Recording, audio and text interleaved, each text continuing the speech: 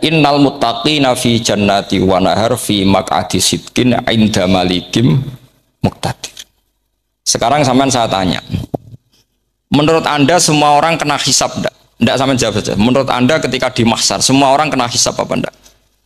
Pasti kita menjawab iya. Tapi kata Sayyid Muhammad, itu keliru. Enggak kebayang orang seperti Nabi kena hisab. Pasti yang kena hisab itu orang-orang yang enggak jelas.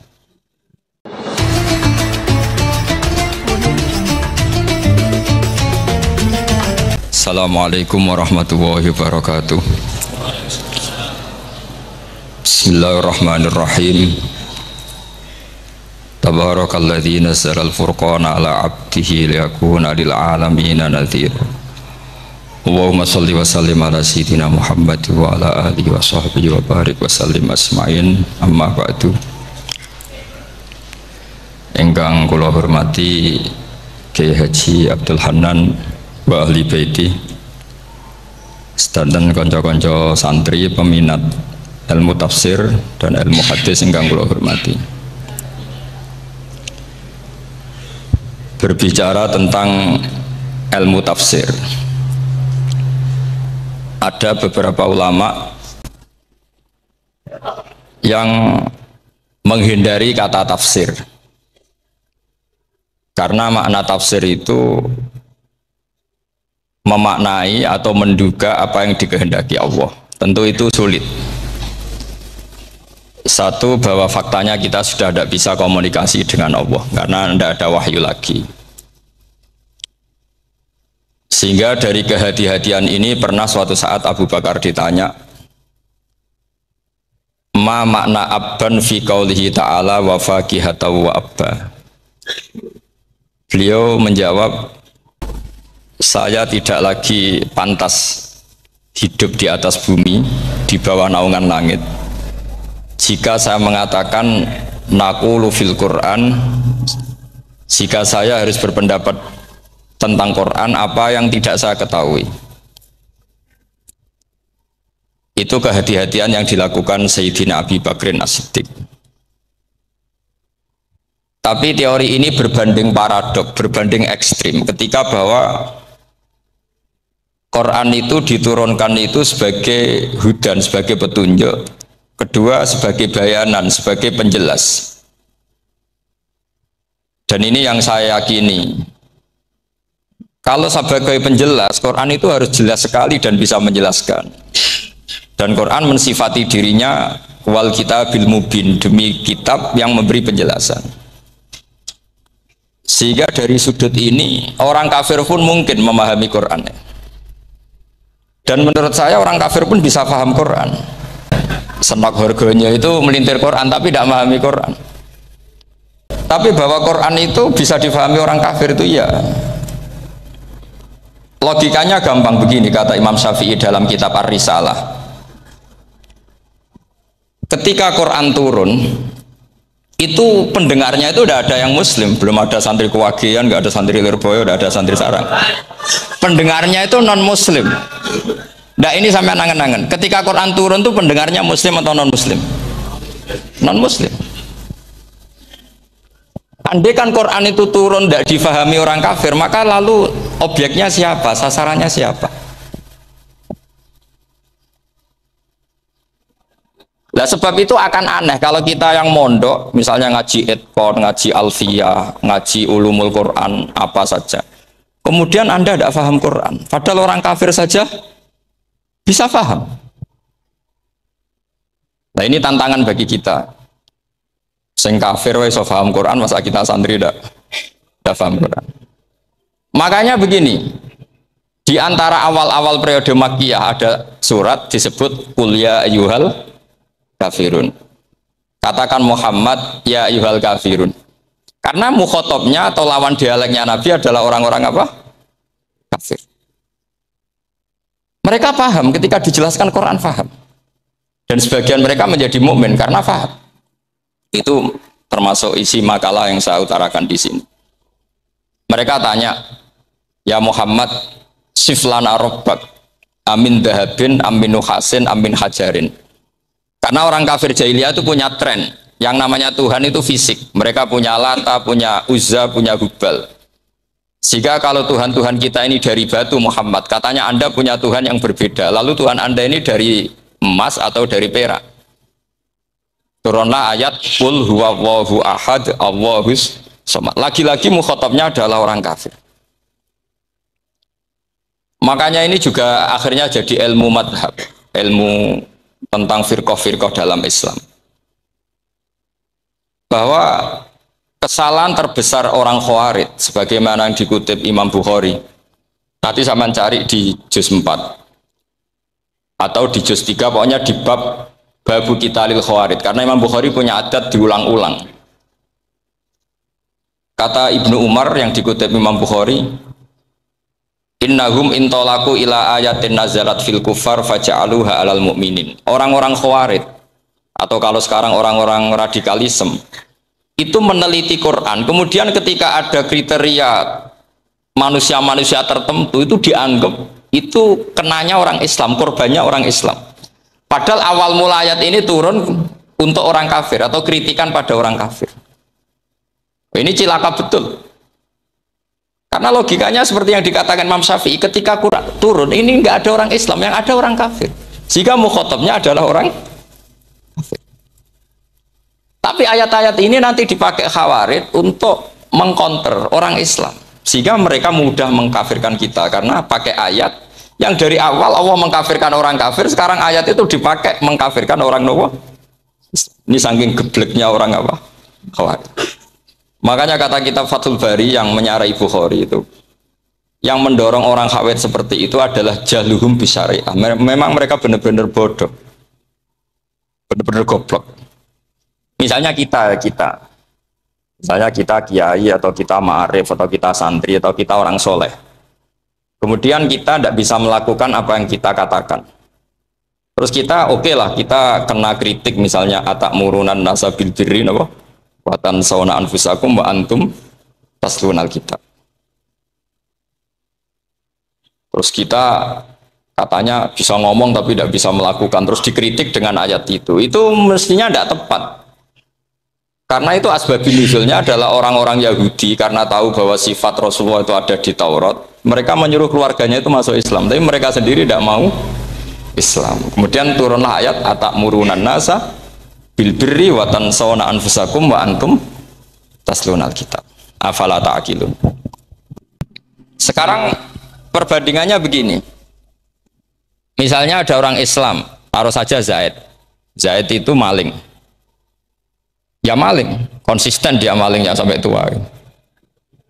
Terus menurut Anda Zaid yang muslim ini, muslim, Zaid itu muslim tapi maling, jangan bilang maling tapi muslim, dia itu ya.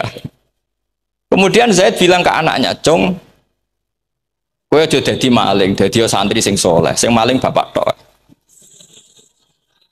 Nggak, ini menurut analisis usul fikih, ngomongnya Zaid itu benar apa salah? Benar kan? Nasihatnya ya benar, ngomongnya juga benar. Kamu tidak bisa ngeritik Zaid, kamu bisa ngomong tapi tidak bisa melakukan, tidak bisa. Fa'innal amro bil ma'ruf wajib, wal qawla bil ma'ruf ya wajib, wal qawla bil haqqi ya wajib. Jadi itu hal yang berbeda. Misalnya fa'innal amro bil ma'rufi wajibun, memerintahkan barang baik itu baik. Wa innal qawla bil haqqi ya wajib, mengatakan yang hak itu ya wajib. Berarti Zaid tetap kena khitab, kamu harus nasihati anak secara benar, kamu juga harus ngomong hukum secara benar. Lalu ketika Zaid ngomong hukum secara benar, Cung ojo maling, maling itu dosa, Cung ojo nerusno profesi ini bapak maling, maling itu tidak benar. Dia berarti sudah melakukan dua kebenaran, yaitu ngomongnya benar, nasihatnya benar. Dia salah, perilakunya tetap maling. Tapi jangan karena dia maling lalu omongannya enggak salah juga, berarti salahnya malah tiga. Makanya ini pentingnya ngaji sama ulama sama ahli usul fikih. Jadi tidak bisa dicampur adukkan. Zaid gagal dalam perilaku, tapi jangan gagal lagi di nasihat. Nanti kalau dia tidak nasihati, maka anaknya terus maling, alasannya niru bapaknya. Karena bapaknya kalau mau nasihati nanti disemprit sama santri-santri, Pak, sama rawlah nasihati anak era sama maling sama dewi maling. Oh, tidak bisa cara usul fikih. Itu malah yudroku kulluh, la yudroku napa? Kulluh, atau bahasa populernya al-maisur la yasqutu bil maksud. Misalnya kita sebagai kiai hanya bisa takrib, hanya bisa jurumiyah. Apa yang muda Fatul Mu'in cik abote, bulet maknanya bulet. Kamu tidak boleh ngomong gini, Cong. Kowe sebagai muridku kudu nurut aku. Nak gurumu goblok tok takrib, kowe tok takrib wae. Gak oleh ngelangkai guru, gak sopan gitu misalnya. Gak boleh gitu. Tetap kita ngomong, Cong. Kowe aja koyo aku. Kowe kudu alim Fatul Mu'in, alim Fatul Wahab. Karena tidak bisa protes. Pak guru sendiri tidak bisa, tidak bisa. Kebenaran tetap sebagai kebenaran meskipun kita tidak kuat melakukan atau tidak bisa melakukan. Lagi-lagi ayat itu sebenarnya ada untuk kita, untuk orang Yahudi, atamuruna nasa bil birri wa tansawna anfusakum wa antum taslunal kitab. Sebab itu istidlal dengan Quran itu memang resikonya tinggi kalau tidak bagi mutabakhir, karena ya itu tadi, ini harus ada pengetahuan yang luas tentang asbabun nuzul, tentang kriteria. Nah, kalau terpaksa, saya katakan terpaksa, kalau terpaksa kita itibar itu boleh, tapi itu terpaksa. Bahwa Allah mengkritik orang yang bisa ngomong tapi tidak bisa melakukan. Tapi itu secara usul fikih itu runyam. Teori ini runyam sekali, fatal. Sama lihat tuh di kitab Bajuri atau di kitab-kitab fikih yang lain. Ketika Shahibil Burdah atau Shahibil Bur'ah itu yang Imam Busiri itu, Muhammad bin Busiri itu.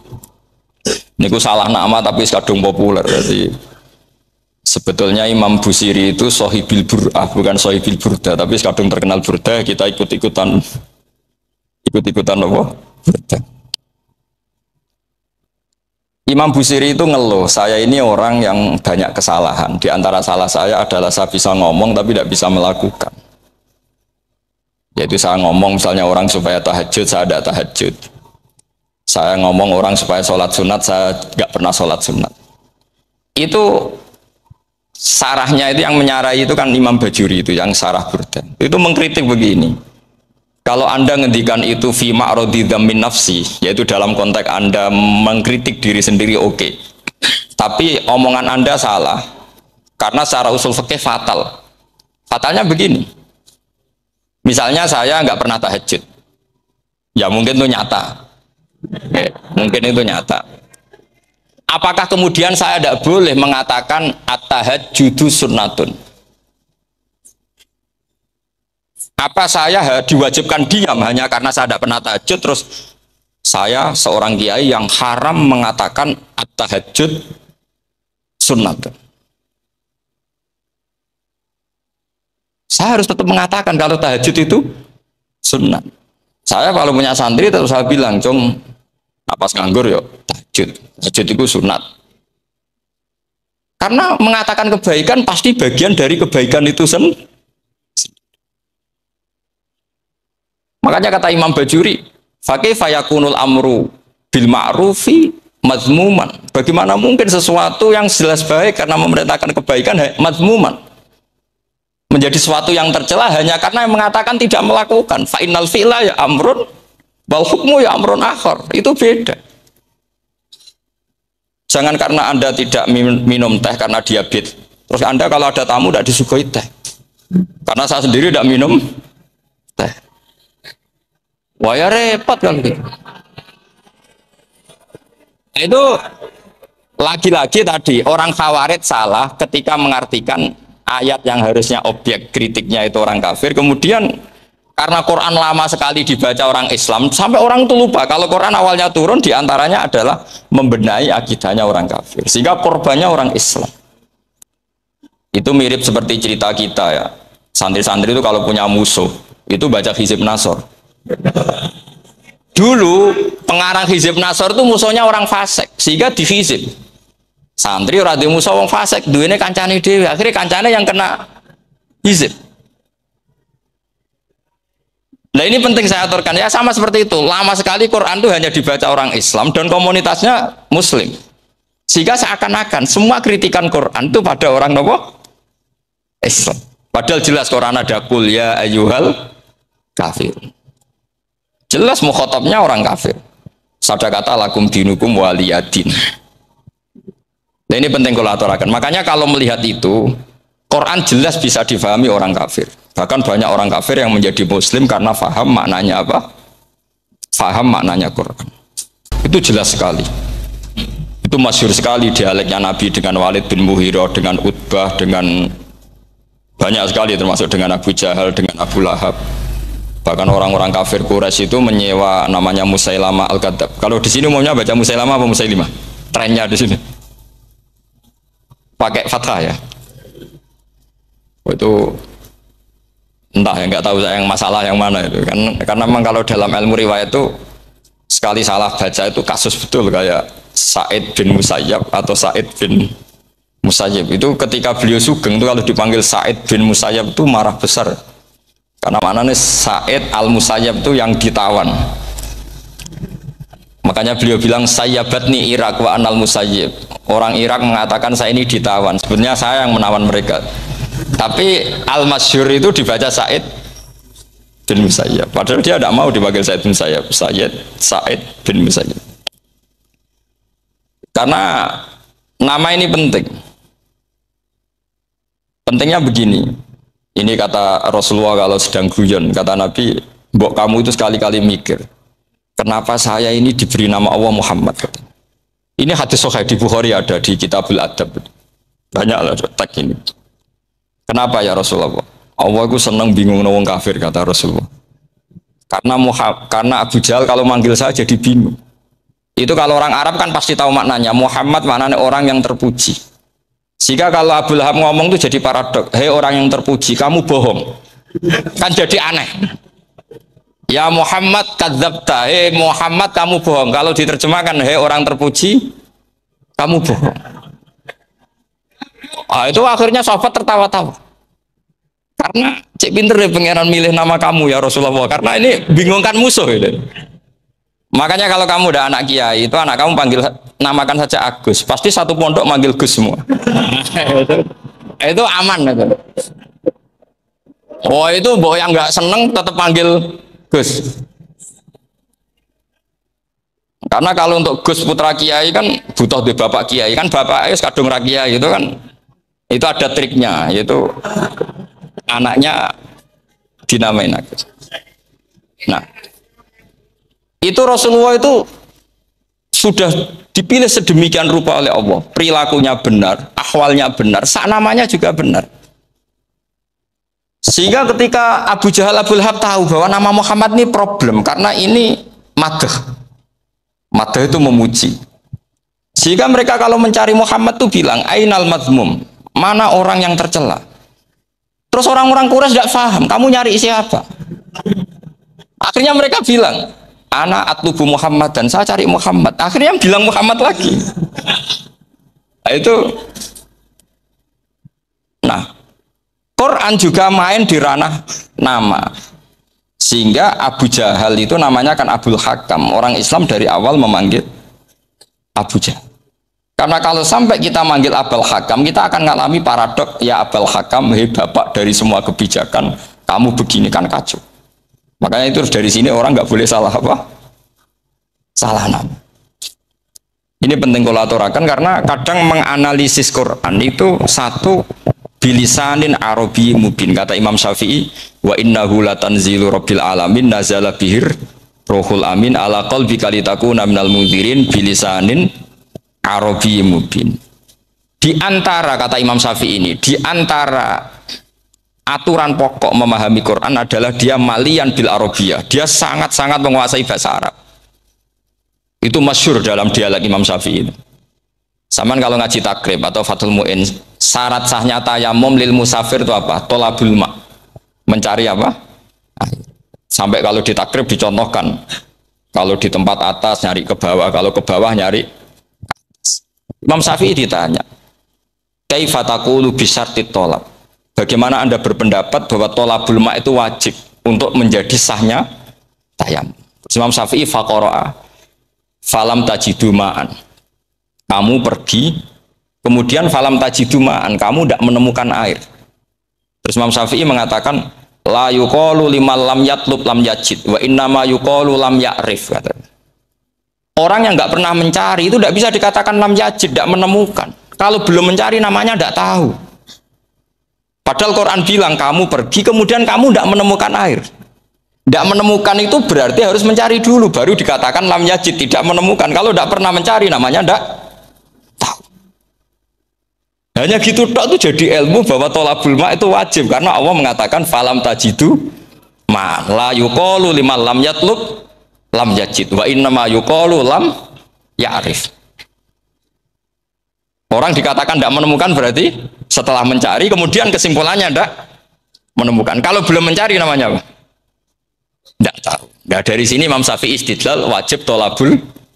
Ini namanya malian bil arabiyah. Dia menguasai bahasa Arab. Begitu juga ulama-ulama sufi. Itu ada cerita Aba Yazid Al-Bustami itu ada muridnya baca ayat wasiqal ladzina taqaw rabbahum ilal jannati zumara. Orang-orang takwa itu digiring menuju surga. Itu dia nangis.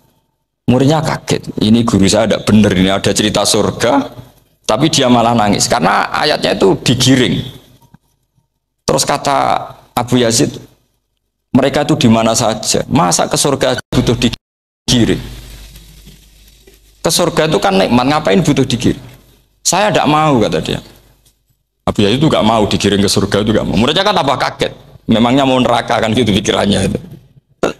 Ternyata beliau jawabnya sederhana. Saya pas itu sudah dekat sama Allah sehingga tidak perlu digiring. Sebenarnya saya sudah panitia kiamat pas itu, jadi nggak perlu digiring. Nah ini nanti penting jadi satu aturan ilmu ulumul Quran. Saya di rumah itu istiqomah ngajar Qawaidul Asasiyahnya Said Muhammad yang dulu ditulis abahnya Zubdatul Itqan oleh Said Alawi. Kemudian Zubdatul Itqan itu tentu dari kitab Itqan. Said Alawi dulu ngarang kitab Faidul Khobir, sarahnya Faidul Khobir sama Sayyid Muhsin Al-Musawab. Dulu dari Padang, tapi hidupnya di Mekah. Saya dulu talaki sama Mbah Mun. Itu ternyata ada ayatnya innal muttaqina fi jannati wa nahar fi maq'adi sidqin 'inda malikim muqtadir. Sekarang sampean saya tanya, menurut Anda semua orang kena hisab enggak? Enggak, sampean jawab saja. Menurut Anda ketika di mahsyar semua orang kena hisab apa enggak? Pasti kita menjawab iya. Tapi kata Said Muhammad itu keliru.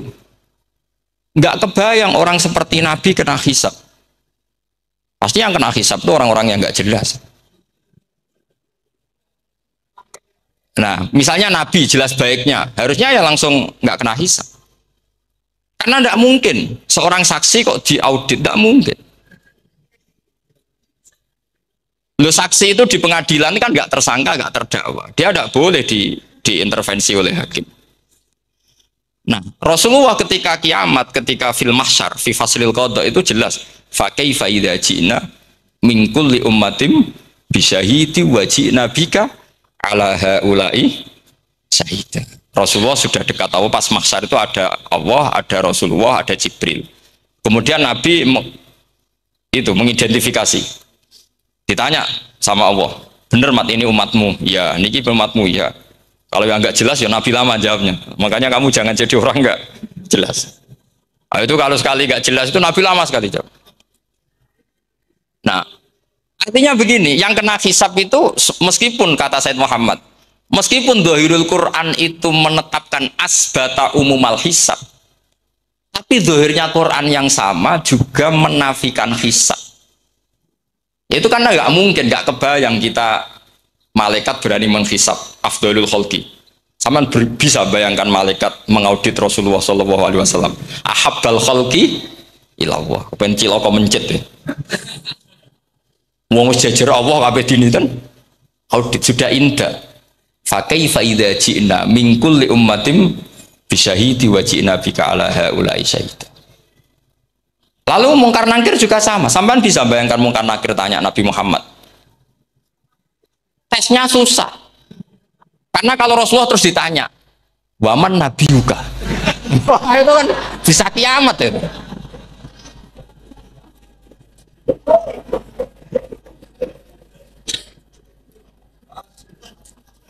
Paham ya? Makanya kata Said Muhammad, Ini kan teman-teman tanya, piye carane alim tafsirnya saja, sarannya satu hafal Quran, dua hafal Sahih Muslim, tiga semua orang sudah mati, tinggal kamu yang alim. Wah itu mesti aman itu. Nah kalau sampean tanya saya, apa buktinya Gus kalau orang tertentu tidak kena hisab? Ya buktinya tadi misalnya innalladzina qalu rabbuna Allahu tsummas taqamu tatanazzalu alaihimul malaikatu alla takhafu wala tahzanu wa absyiru. Mungkar nakir adalah malaikat penakut membawa ketakutan. Sementara para wali ini jelas malaikat kena konstitusi, malaikat harus mengatakan ke para wali alla takhafu wala tahzanu. Padahal Nabi tentu Sayyidul Awli. Para wali saja malaikat kena aturan kamu harus bilang alla takhafu wala tahzanu wa absyiru. Para wali kamu jangan susah, jangan gentar, kamu harus gembira. Kamu bisa bayangkan misalnya Mungkar Nakir bawa godok, kata orang kalau dipukul ajul sak walang-walang. Kemudian kamu bayangkan Syekh Abdul Qadir ngalami itu, Abdul Hasan Asyadali ngalami itu, Abu Yazid Al-Bustami. Kalau itu ngalami gitu semua, ngapain kita jadikan mursyid? Kan sama nasibnya dengan kita. Nah, Zahirul Quran mengatakan asbatal hisab. Tapi Zahirul Quran di ayat yang lain lam yusbit al hisab. Makanya tadi umumul Quran juga ditaksis dengan muqayyid. Yang mutlak ditaksis dengan yang muqayyad. Yang mujmal ya sama seperti itu, aturannya seperti itu, ditafsir sama yang mufassal. Sama orang kafir yang jelas, sampean bisa bayangkan malaikat ngaudit Fir'aun. Cek kurang penggawean nih. Jelas eleke kok di audit. Misalnya Abu Lahab di audit, oh malaikatnya celaka mencet. Berarti dia agak percaya sama pernyataan Tuhan tabat yada abi lahabiu. Malaikat kok ngaudit Abu Lahab. Mungkin Gusti kula ceke. Nak menawi wonten api iki. Lho ki ora tau ngaji Quran tapi wong ayate tabat yada kok cek di cek. Nah, yang seperti ini masuknya kategori ulaikal ladzina satruse mereka yang kafir bi ayati rabbihim wa liqaihi fahabitos a'maluhum fala nuqimu lahum yaumal qiyamati wasna. Jadi ada orang-orang kafir yang jelas kena aturan fala nuqimu lahum yaumal qiyamati wasna. Jelas kafirnya ya gak kena hisab, yang jelas nabinya, jelas wasinya juga gak kena hisab. Yang kena kita di tengah-tengah. Tapi ilmu itu ikut mainstream karena semua orang bilang ada hisab ya kita ikut-ikutan bilang, ya sudah gitu saja. Tapi kalau aslinya ya rapati percaya. Umumnya uang karena mati ditalkin ya kita melok-melokan nalkin. Tapi kalau kadang ya gak kebayang. Piye nak wali-wali ditalkin. Makanya ada di dunia wali itu ada cerita Rabi'ah Adawiyah itu termasuk keramat beliau itu. Kali Imam Sibawi kan dalam cerita wali kan ditanya marbuka ngapunten niku man mausul napa istifham. Wah itu malaikatnya ndak pernah khataman alfiyah kan repot. Kalau Rabi'ah Adawiyah lebih parah lagi itu beliau tuh nangis sekeras-kerasnya. Nangis terisak-isak, dia tersiksa. Ya Allah, engkau itu zat yang paling saya kenali dan harusnya semua makhluk itu kenal engkau. Tapi ini hamba engkau tanya engkau itu siapa? Itu kan ini orang aneh katanya. Karena Allah itu adharud dzahir kata sampai Imam Sibawi silakan a'raful ma'arif. Jadi wong ora ora Allah wis geblek tenan dari Imam Sibawi. Imam Sibawi kan atas nama dia pakar nahwu pertama mengatakan domir paling makrifat di antara 6 isim makrifat paling makrifat itu domir. Tapi meskipun gitu a'raful ma'arif Allah. Yang paling makrifat dari sekian isim makrifat itu Allah. Artinya satu nama yang orang harus kenal semua. Makanya di antara keramat beliau ketika ditanya wong kok ora tau ngaji fikih men ngaji nahwu wae. Gak tahu dia ngaji carane sesuci, carane iddah tuh gak tahu ngaji nahwu. Terus dia tanya bima fa'ala rabbuka. Lalu Allah memperlakukan kamu gimana? Terus kata Imam Sibawi, ghafaroli, Allah mengampuni saya karena saya orang yang mengatakan Allahu a'raful. Ini penting kalau aturakan. Jadi makanya kalau sampean tanya caranya ilmu alim gimana? Ya satu tadi, kalau sampean masih banyak orang hidup, syaratnya kamu harus hafal Quran, hafal hadis, hafal sekian ribu hadis, hafal sekian ulumul Quran. Itu kalau masih banyak orang hidup. Kalau sudah kamu sendiri hidup, ya sudah. Pokoknya iso kulhu ya salim sendiri kan nggak ada saingannya. Makanya kata Said Muhammad, beliau mengatakan, kita meyakini umumal hisab ya berdasar zahiril Quran, kita menafikan umumal hisab bahwa hisab hanya yahtassul liqaumin duna qaumin juga berdasar zahiril Quran. Kita percaya semua mayat ditanya mungkar nangkir ya berdasar zahiril ahadis. Kita tidak mengumumkan teks ini juga berdasar zahiril ahadis. Karena malaikat mungkar nakir juga malaikat. Berarti dia kena aturan kalau ketemu para wali Allah takhafu wala tahzan. Paham sebelum maksud? Ini penting kalau aturakan. Jadi makanya aspeknya sampean bisa memulai kalau ingin jadi orang alim tafsir bisa mulai dari yang mudah saja, yang fikih saja. Makanya kata Imam Ghazali, kenapa Mu'tazilah jadi segoblok itu? Karena dia tertipu oleh umumatul Quran, oleh teks-teks umum. Dia tidak tahu mukhasisnya. Padahal setiap ayat umum itu pasti ada mukhasis. Misalnya begini ya, kalau kamu maknanya fikih saja, contoh yang paling mudah familiar itu fikih ya. Misalnya kita ngaji Quran, wal mutallaqatu yatarabbasna bi anfusihinna salasata quru. Kalau orang dicerai, itu iddahnya itu 3 kali masa nopo suci. Apakah aturan iddah seperti ini hal hadhil iddah amatun likulli mutallaqatin am li mutallaqatin makhsusah? Apa ini semua mutallaqah iddahnya pasti salah satu quru apa orang tertentu? Ya enggak, asal dia mutallaqah pasti iddahnya salah satu quru. Anda goblok, Anda salah besar. Kalau misalnya yang dicerai adalah orang hamil, iddahnya apa? Salah satu quru apa watil hamli? Watil hamli. Kita butuh ayat lain, wa ulatul ahmali ajaluhunna ayyadna hamlahu. Sama seperti kita ngaji walladzina tawaffawna minkum wa yadharuna azwaja yatarabbasna bi anfusina arba'ata asyhurin wa asyra. Asal wanita ditinggal mati suaminya, maka iddahnya 4 bulan 10. Apa semuanya demikian? Enggak. Misalnya orang hamil iddahnya biwatil. Artinya kalau Anda tertipu umumatil Quran berarti Anda sama dengan menghukumi orang ditolak semua iddahnya salah satu quru. Sama misalnya orang sekarang dalil-dalil wa may yatawallahum minkum fa innahu minhum. Kalau berkawan orang kafir, maka dia menjadi kafir. Itu kan fatal. Semua nabi berkawan orang kafir. Karena dakwahnya memang sama orang kafir. Lo coba, andai kan sampean hafal Quran, itu sama teori itu tuh mungkin menyedihkan. Coba istilahnya Quran. Wazkur akho'at wa ila adin akhawum huda wa ila samuda akhawum. Terus semua umatnya yang kafir disebut akhawum. Akhaw itu artinya apa? Saudara. Mereka yang berkawan sama orang kafir. Makanya butuh analisis fikih untuk maknani wa may yatawallahu minkum fa innahu.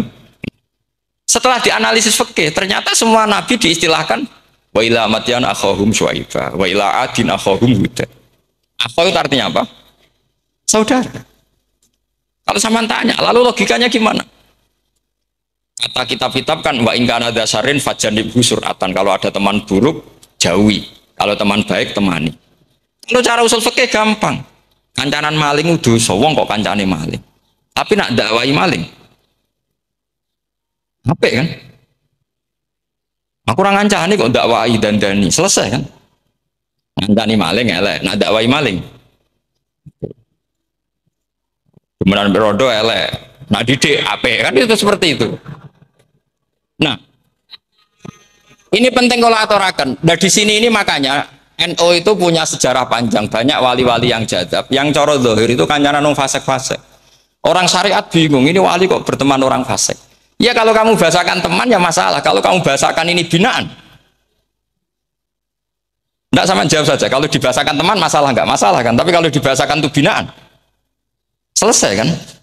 Sama, Nabi berkawan orang kafir itu tidak karena berkawan, itu binaan Nabi. Memang Nabi itu jadi Nabi, objeknya adalah mengislamkan orang kafir. Ya berlama-lama Nabi dialek dengan mereka, muasyarah sama mereka. Bahkan Nabi diharuskan bersikap baik sama mereka. Itu yang disebut fabima rahmatim minallahi napa lintalahum walakum tafadzur ghalidhal qalbi lan faddu min haul. Tapi sekarang itu orang sudah tidak pakai ilmu. Orang-orang radikalisme itu nggak pakai usul fikih. Pokoknya kalau ada ayat terjemahnya gini ya sudah itu jadi madhab. Akhirnya kecelakaan seperti ini. Pokoknya kalau ada ayat fakturul musyrikina haitsu wajadtumuhum wa khuduhum wahsuruhum wa'udu lahum kullah marsad. Sudah hafalnya ayat itu saja. Dia tidak mau ngapalkan misalnya qatilul ladzina yuqatilunakum. Ada ayat lagi wa akhrijuhum yamin haitsu akhrajuhum. Sehingga ulama kita membagi kafir itu ada harbi, kita musuhi, ada zimmi, ada muahad, ada musta'man. Itu ulama karena tahu tidak semua orang kafir itu harbi, tidak semuanya zimmi, tidak semuanya muahad, tidak semuanya musta'man. Kalau harbi oke, kita perang, kalau zimmi ya kita bina. Kalau muahad ya sesuai perjanjian kita, kompensasinya apa, MOU-nya kayak apa. Tapi apalnya mereka ayat satu tema. Nah celakanya kita yang ngaji di pondok-pondok yang katanya spesialis ingin alim tafsir, apalnya ya satu ayat juga. Wah itu kan satu ayat versus satu ayat. Itu ngeri. Makanya kalau sama tanya saya, ini katanya di acara ini sama tanya, gimana caranya jadi ahli tafsir? Saya jawab gampang. Caranya itu hafal Quran, hafal hadis, terus hafal ulumul Quran. Ya misalnya Nadoman ya Faidul Khobir lah. Kalau kitab Nasar ya minimal itu setengah lanya itkon lah. Kalau nggak lanya-lanya amat ya agak lanya. Karena kitab tafsir itu gampang. Teorinya itu mudah sekali. Misalnya al-ibratu bi umumil lafzi la bi khususis sabab. Itu sama dengan kayak kaidah fikih. Karena kalau kaidah fikih itu saya itu pernah dibisui kiai itu. Ini kisah nyata itu. Dibisui kiai itu pas basul masail. Dulu saya itu masih sering mau basul masail. Ini pun pensiun pun buatan niku. Dulu saya dengan Gus Zofur putrane Bamun itu sering makili Pondok Anwar basul masail fikih. Tapi tidak tahu ceritanya Gus Zofur jadi dokter tafsir. Saya juga kalau tahu-tahu menekuni tafsir. Lama-lama orang itu lupa status saya yang fakih ya. Makanya saya itu ya kadang eman gitu karena ini status penting juga. Tapi status fikih itu kadang memang menyesatkan. Karena begini, itu dulu pernah ada basul masail itu begini. Ini kisah nyata ini.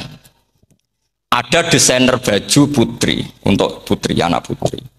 Kemudian desainer itu menciptakan satu celana pendek atau celana seperempat. Dengan desain ini pasti kalau dipakai itu auratnya itu kelihatan. Bagaimana hukumnya desainer ini? Apa termasuk mimman sarro'a as-sayyi'ata? Karena terjadi kasfil aurat. Apa enggak?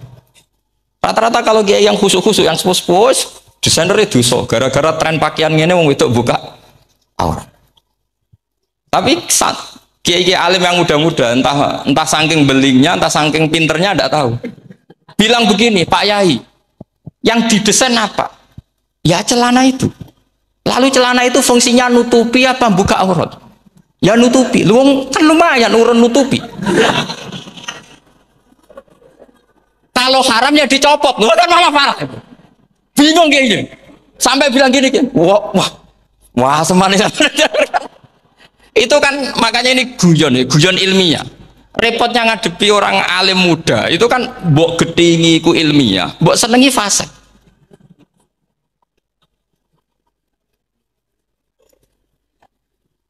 Ketika kiai yang khusyuk tadi tak tanya, kalau desainer katok seprapat, paham ya? Yo coba yang celana dalam terlalu vulgar itu, paham ya? Enggak rok saja lah, rok mini misalnya rok selutut. Sampean jangan ngeres ya, yang rok selutut misalnya. Rok selutut itu desainernya kena hukum haram enggak? Sampean jawab saja. Oh haram jadi kiai sepuh karena dengan desain itu misalnya lututnya kelihatan. Tapi pertanyaannya kayak muda saya masih ingat betul, saya tanya. Lalu fungsi pakaian itu apa Pak Yai? Fungsi itu kan tetap nutupi sebagian aurat. Kalau Anda haramkan, barang haram itu harus dihilangkan. Nah itu. Sampai Kiai itu setelah acara itu manggil saya.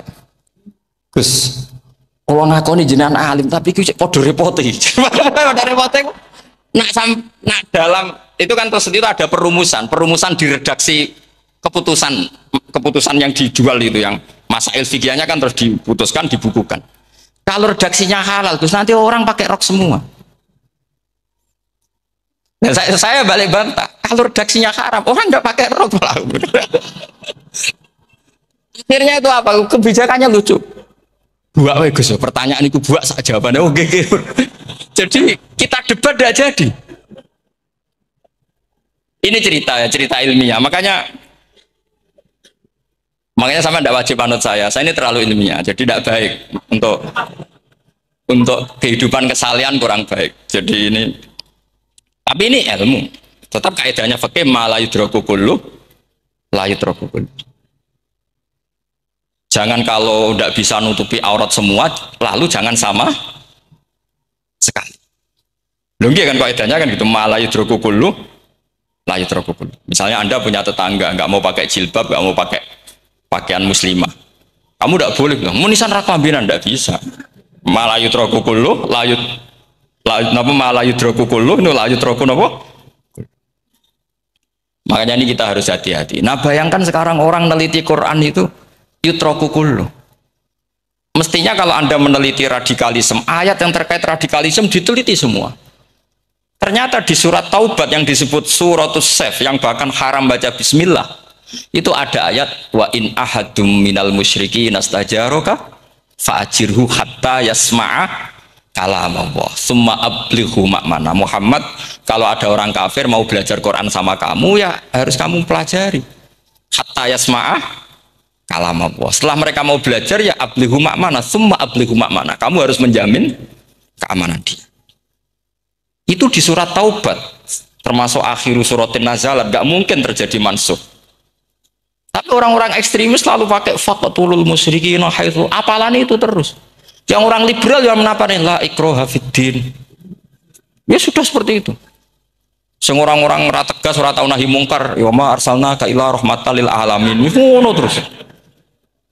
Yang kelompok tukang nahi mungkar ya ayatnya amben nahi.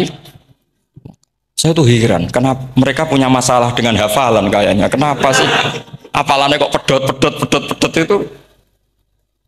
Kita yang hafal semua bingung jadi.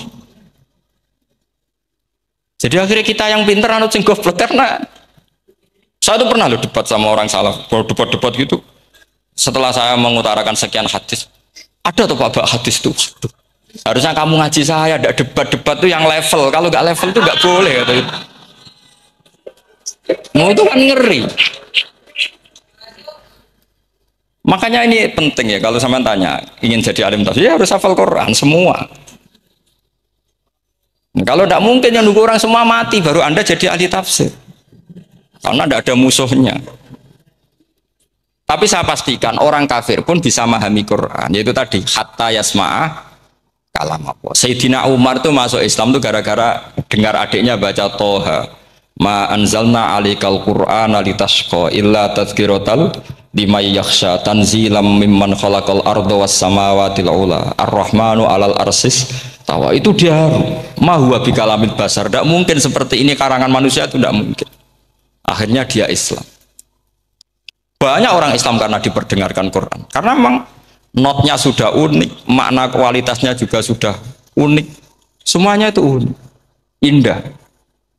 Sampai sekarang pun orang kafir itu orang paling tahu Quran.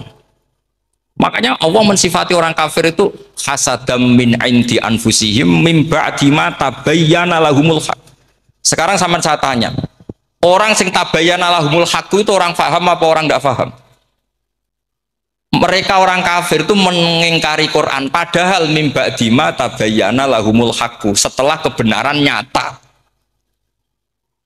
bagi mereka. Nyata bagi mereka artinya orang kafir faham atau tidak faham? Faham. Cuma mereka punya penyakit hasadam min indi anfusihim.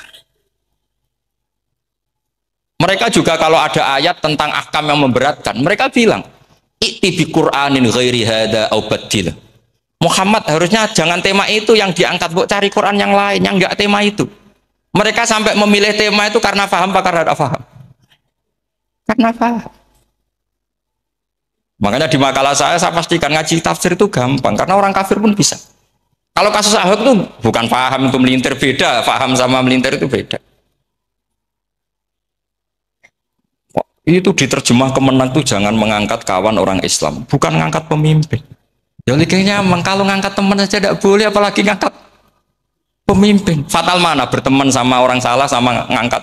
Saman kancanan maling iki apik nak menawa nang andani. Terus ngangkat, "He maling ke pimpinanku." Parah mana? Parah mana?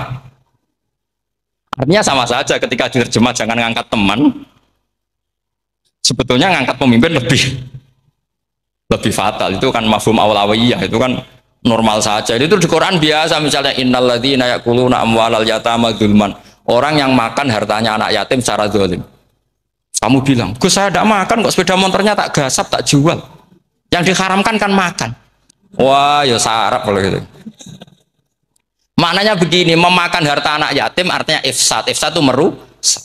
Nak ngono ikhraq, membakar atau mencuri sama dengan makan. Bal asyad, malah kan lebih apa? Lebih apa? Dasar. Jadi yakuluna di situ tuh ba'dul amsilah, sebagian contoh min wujuhil ifsad atau min wujuhil ihlak.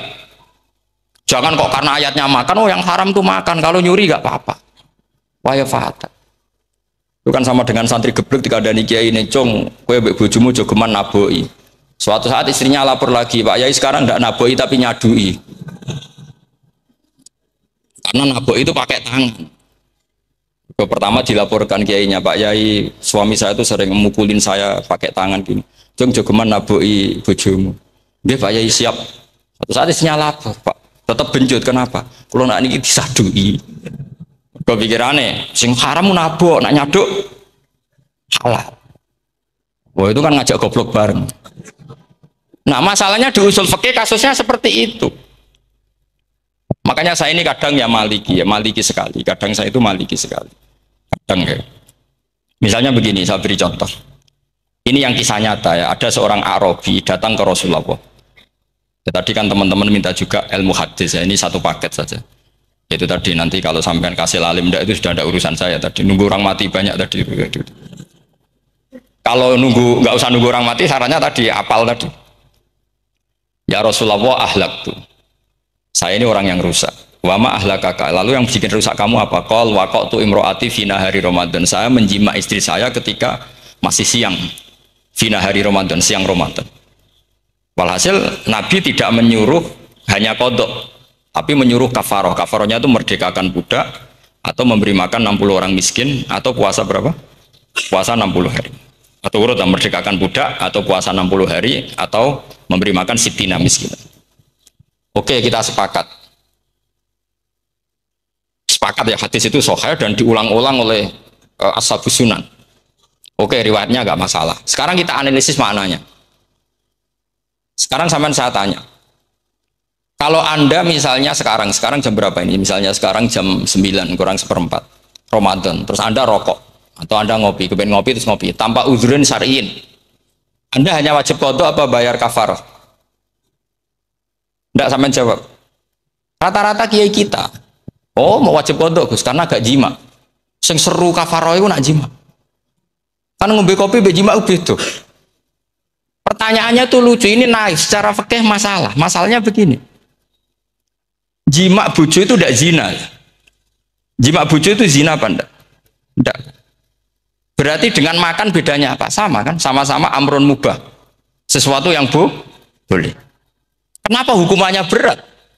Makanya kata Imam Malik, enggak itu nilainya. Nilainya adalah hadku hurmati Ramadan bi ghairi udzrin syar'iyyin. Makanya kata Imam Malik, siapapun yang makan fina hari Ramadan, iftar apapun fina hari Ramadan bi ghairi udzrin syar'iyyin, maka hukumnya sama dengan jima fina hari Ramadan. Karena sama-sama ihlak ifsad hurmata Ramadan bi ghairi udzrin syar'iyyin. Loh, ini ilmiah. Kamu udah harus cocok, tapi otak kamu harus percaya. Loh iya kan beda kan? Saya secara nafsu udah cocok, cek berarti. Tapi ilmiah saya setuju. Kalau kiai kandani itu kan pasti pakai badul amsilah, kan nggak mungkin semua contoh disebut. Cong penak melaku-melaku jogo mandul wong wedok iku mari setan. Mboten delok Mbah, nyekel. Lho malah parah to. Ndak bisa. Makanya ini masalahnya lafat. Ini kembali ke Imam Syafi'i bilisanin arabiyyim mubin. Ketika seorang kiai bilang cung jogeman delok cawe itu adalah mengungkapkan al muharramat, bukan mentaksis yang haram itu hanya meli. Saya ulang lagi ya, ketika seorang kiai bilang cung jogeman delok wong wedok sing haram, itu semangatnya adalah melawan keharaman, bukan mentaksis yang haram hanya delok. Itu di Quran normal semua, di semua lugat ya biasa. Itu kan sama seperti misalnya seorang mbah ngasih uang cucunya, cung tak kayak duit 100.000, cung gue tuku es. Terus gue mendingan, nak ragu tuku es haram iki kan ngongkone tuku es. Lah kepen putumu mati kan nyeben 100.000 gue tuku es. Ya mulai dulu istilahnya nak mbah ngekek ibu tuh cung 100.000 gue tuku es. Cara wong kuno. Maksudnya gue pokoknya umumnya cah cilik senane es cuma nyebut. Ya sudah seperti itu. Sama seperti Quran menghentikan begini. Ini memang salate yang fikih dulu yang pokok-pokok. Di antara yang enggak boleh dikawin adalah wa antasma'u bainal ukhtaini illa ma qad. Kamu enggak boleh menikahi Sri dan Zainab kakak beradik. Sudah sepakat nggih? Fi nikahin wahid enggak boleh al jam'u bainal ukhtain. Jadi mbaknya kamu kawin, adiknya kamu kawin fi nikahin wahid. Tapi nak ngeduni boleh, berarti kan dengan waktu yang berbeda. Quran hanya menyebut itu. Kemudian Rasulullah zaman Sugeng itu hanya nambahi wala binal mar'ati wa ammatiha wala binal mar'ati wa kholatiha, juga gak boleh menikahi ponaan plus buliknya, baik bulik dari bapak yaitu ammah maupun bulik dari ibu disebut apa? Kholah. Kemudian ulama fikih merasa ada yang kurang, ditambahi lagi. Dua perempuan yang andekan yang satu itu lelaki kok haram nikah, berarti haram jam'u fi nikahin wahid. Misalnya cucu rabibahnya boleh enggak? Enggak boleh kan? Berarti kalau sampai ngumpulkan cucu dan bahnya fi nikahin wahid juga enggak. Tapi orang yang waras itu tidak akan nyalahkan Quran ketika tidak lengkap. Wa antasma'u bainal ukhtain ila ma qad sal, ini tidak lengkap. Yang haram kan tidak hanya jam'u bainal ukhtain, termasuk mengumpulkan cucu dan banyak, karena Quran nggak mau dengan logika tidak waras itu tidak mau. Taruh saja orang itu rata-rata mbahnya kan umur 70 tahun, cucunya umur 17 tahun, kebayang nggak kamu nikahi sehingga adik kan boleh bareng, pasti kamu milih bareng. Makanya Quran hanya bakas wa antasma'u final ukhtain, karena yang mungkin masih menggugah selera itu dua. Tapi kalau cucu sama mbahnya itu, kalau ada yang masih selera kan ya sarap tuh. Tapi fikih sebagai kaidah tetap menerangkan termasuk yang haram jam'u adalah bainal mar'ati wajad dadi. Paham sih maksud? Artinya ketika menyebut itu tidak jaminan merangkum semua hukum, tapi ba'dul amsilah. Fa'innal akila yaktafiya bi isyaratil ba'di, karena orang kalau punya akal diisyaroi sebagian sudah. Ini penting kalau aturakan. Jadi ini penting. Nah bayangkan sekarang banyak gerakan-gerakan ahli Quran katanya, tapi nggak memahami ilmu usul fikih. Quran ra ono ya wis. Nang Quran ra ono cerita harame asu, nak ngono asu ya halal. Ora ono Qurane. Sing ra ono iku tekem ora Quran iku aneh-aneh.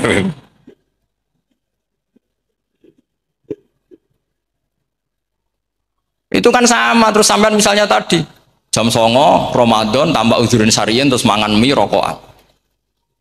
Itu kan melecehkan Ramadan biwiri uzurin syariyin. Karena melecehkan hurmata Ramadan kena sanksi separah itu.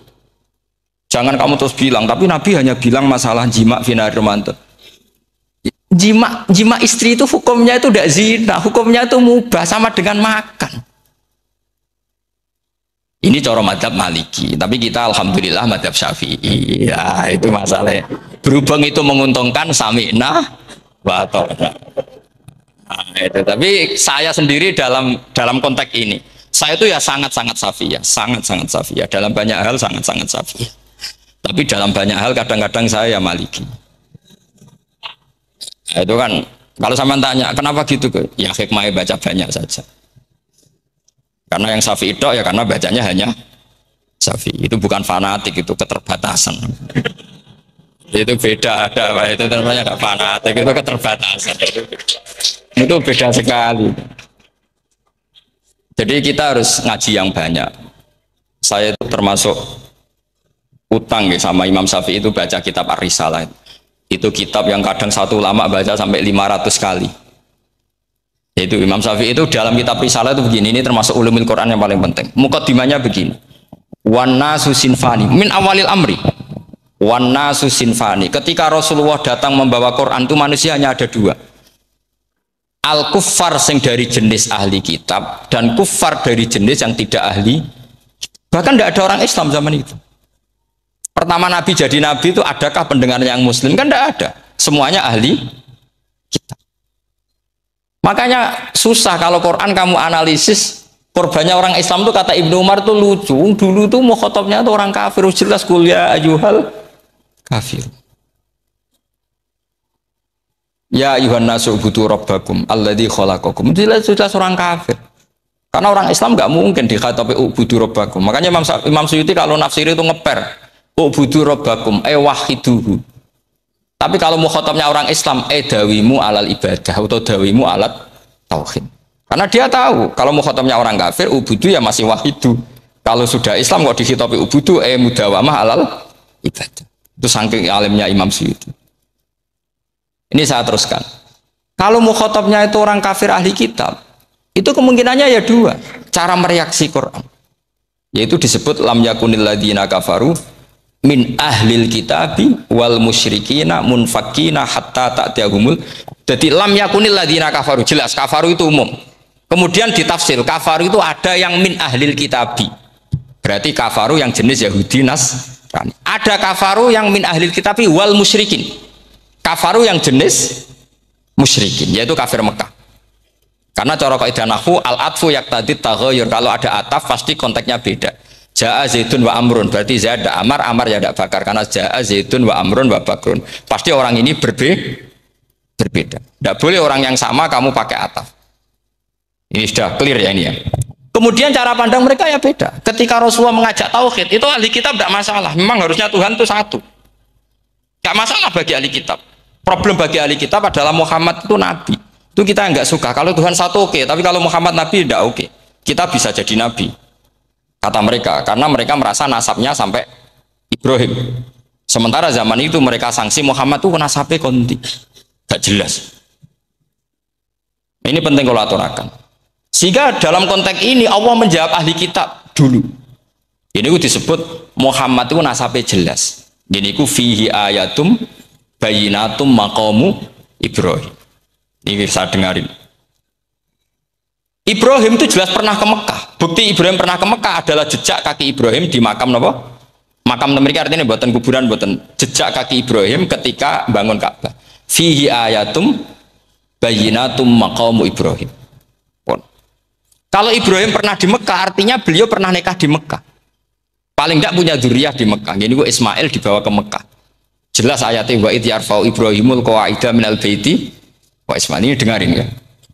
Sebab itu saking alimnya berjanji itu beliau tahu betul masalah utama Rasulullah Muhammad adalah disangsikan nasabnya. Sebab itu kitab berjanji pertama cerita.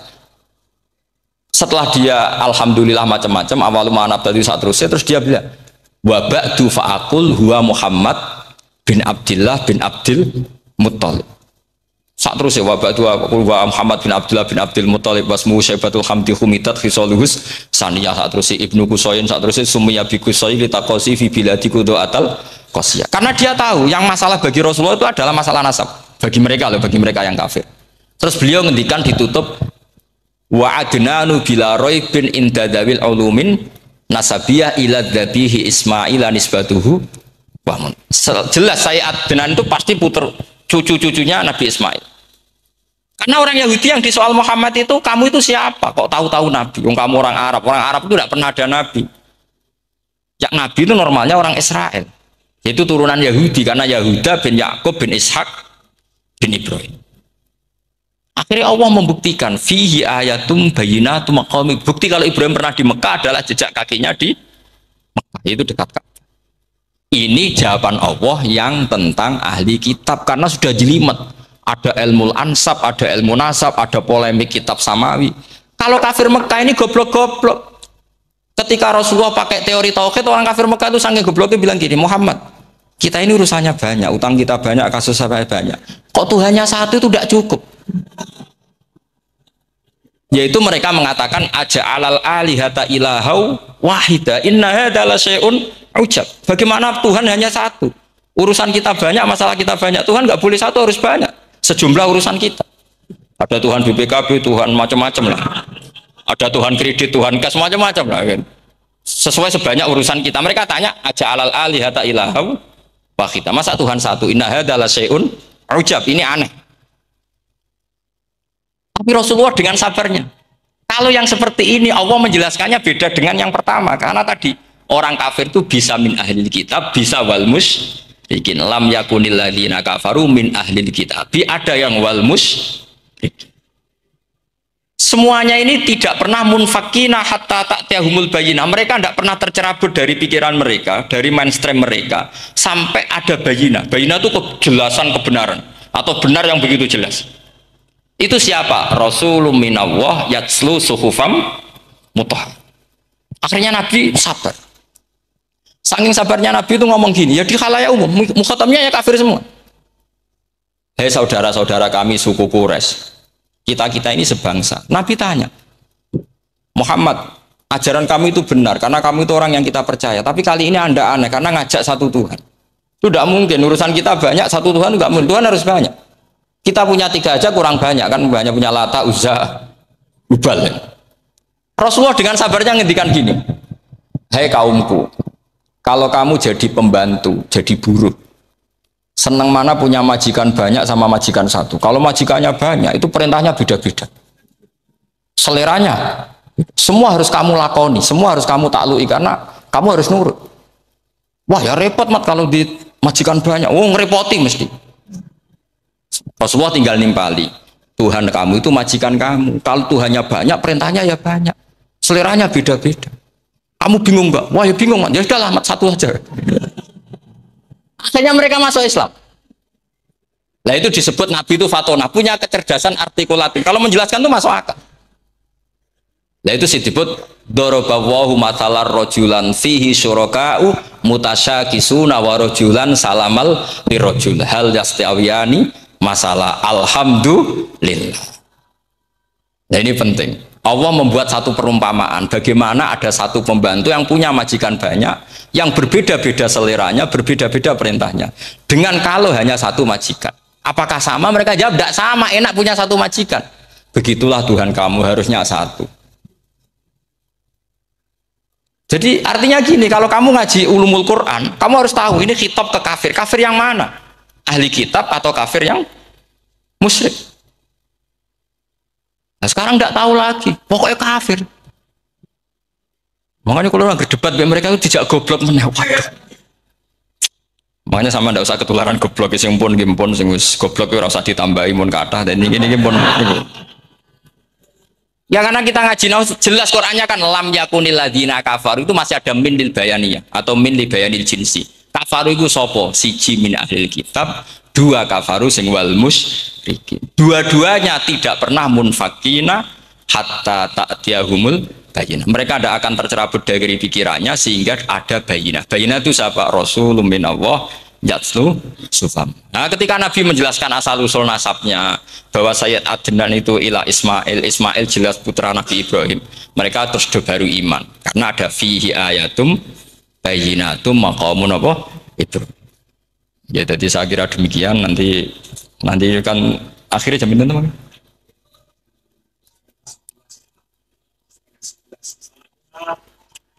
Oh, ini jam berapa istiwa? Nggak, terus saya pikir nih gue, kalau misalnya tadi ada tanya jawab itu tanya jawab cara ngalim saja kan, itu lebih realistis. Karena kalau sampean iskal, misalnya saya iskal dengan ini kan malah bingung kan. Kalau kamu terkenal pinter iskal kita goblok ya. Nah wis pinter kok iskal gitu, jadi saya niru ilmunya Abu Nawas. Abu Nawas sudah bisa pidato, nggak bisa pidato, suatu saat dipaksa pidato sama khalifah. Hei para hadirin, Kamu pinter apa goblok? Lah mereka pinter, mau ngandani wong pinter, terus pinter kok ngandani gitu. Akhirnya hadirin itu kan karena seneng sama Abu Nawas tuh seneng. Ya sudah Abu Nawas, kalau gitu kita goblok. Aku mau ngambil wong goblok. Akhirnya terus wassalamualaikum warahmatullahi wabarakatuh. Jadi itu Abu Nawas juga bisa pidato, tapi dia tahu saja caranya menyelesaikan masalah. Itu Abu Nawas. Jadi ya orangnya kacau tapi cerdas itu, makanya jadi guyonan. Sebenarnya Abu Nawas itu figur yang nyata, tapi tidak senaif yang diceritakan orang-orang di anekdot itu. Nah, beliau itu orang soleh ketika era Harun ar-Rasyid. Tapi ya tadi karena banyak cerita yang macam-macam. Abu Nawas itu, makanya ini cerita anekdot. Jadi riwayatnya agak jelas tapi lucunya jelas. Dia itu mangkel punya tetangga profesor ahli astronomi. Adiknya itu mau iso omong tok. Abu Nawas mau pinter mau amale omong kan masyhur itu, dia cerita hari Senin tanggal sekian lihat Abu Nawas di alun-alun mau terbang. Orang lihat semua itu Abu Nawas itu ya sudah di podium ya gitu-gitu tok. Kok nggak mau terbang-terbang? Ya mau itu ya tidak. Wassalamualaikum warahmatullahi wabarakatuh. Yang bilang Abu Nawas terbang siapa? Abu Nawas mau terbang. Yang namanya mau itu ya tidak.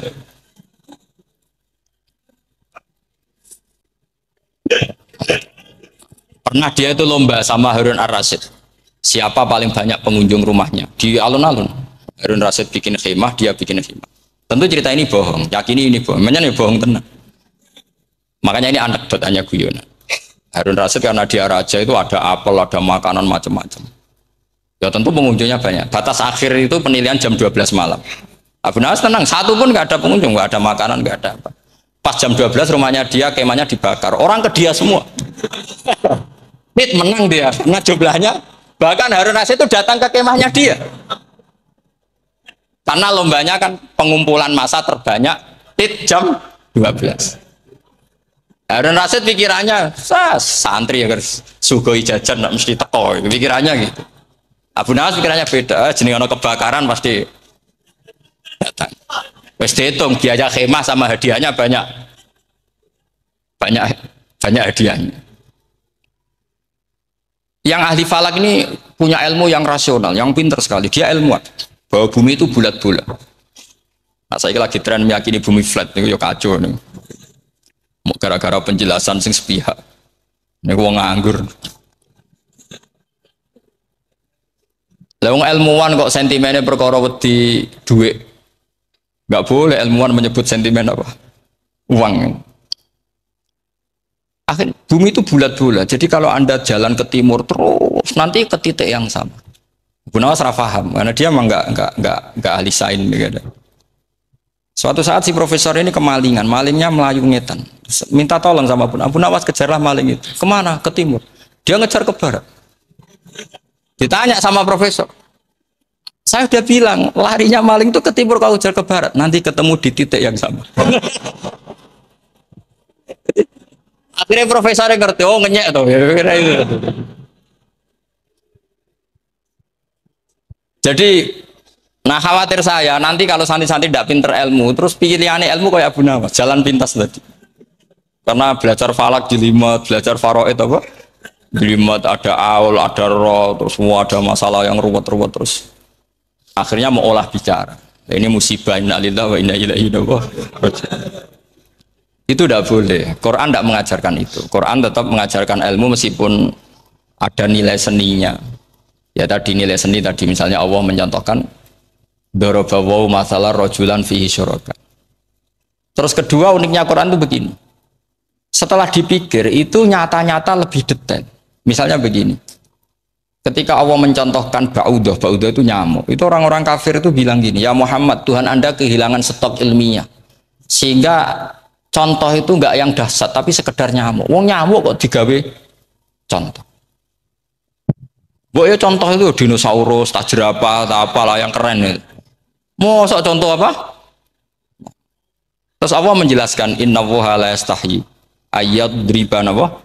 Masalam ma. Contoh apa saja? Apa saja itu ditafsiri ba'udotan fama fawqaha, entah itu nyamuk fama fawqaha atau yang di atasnya nyamuk, maksudnya di atasnya itu filkillah atau fisighor atau yang di atas nyamuk yang lebih kecil ketimbang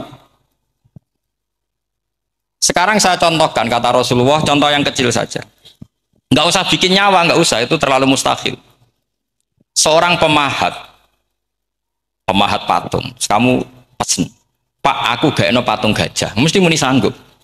Tak muni, Pak, gak eno patung gajah, ukurannya ya semestinya gajah. Oke. Pak, aku gak eno patung nyamuk, ukurannya ya sak nyamuk. Kira-kira sanggup apa enggak? Artinya ketika Allah gawe nyamuk itu lebih sulit ketimbang gawe gajah apa lebih mudah? Lebih sulit. Karena nyamuk yang sudah kecil, dia punya alat kelamin terus seberapa juga. Alat kelaminnya juga tetap harus ada lubangnya terus seberapa.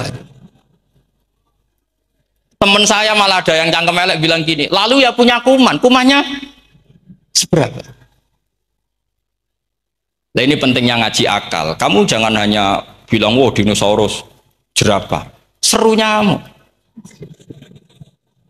Nah karena orang sudah ada itibar dengan nyamuk, didatangkanlah nyamuk banyak. Sebenarnya nyamuk banyak itu mergo mangkel, gak diperhatikan itu.